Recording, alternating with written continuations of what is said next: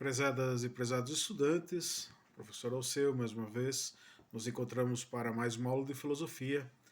Vamos refletir um pouco hoje sobre história da filosofia. Nós temos dois conceitos aqui, duas ideias centrais que eu preciso passar para vocês, que vocês precisam ter presente nesse momento da reflexão filosófica, porque isso vai dar sustentação e base para o que vem posteriormente.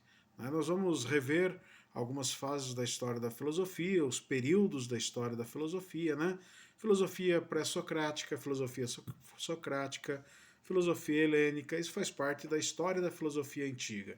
Depois nós vamos ver escolástica, aliás, primeiro patrística, depois escolástica, que pertence à história da filosofia medieval.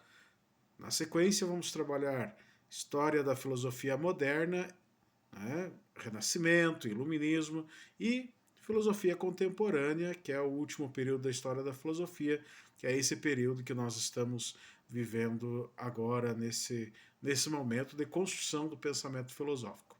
Nós podemos dizer que a filosofia ela possui uma história, desde as origens, desde a sua origem, desde o início da sua conformação, desde quando a filosofia se inicia, lá na Grécia Antiga, final do século VII, início do século VI a.C., com um grande filósofo, Tales de Mileto, um filósofo considerado o primeiro filósofo da história da filosofia, um que iniciou o processo de sistematização da filosofia, Tales de Mileto, lá nos anos, lá pelo século VII, início do século VI a.C. Para vocês terem uma ideia do quanto a filosofia, de quantos anos a filosofia já tem, possui mais de 2 milênios e meio, ou seja, mais de 2.500 anos de história.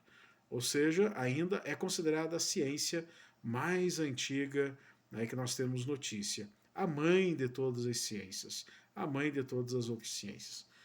Então, nos próximos vídeos aí, vamos ficar atento, porque eu vou falar um pouco sobre história da filosofia, para que nós possamos aí dar alguns passos na direção da construção do conhecimento filosófico. Beleza? Até o próximo vídeo.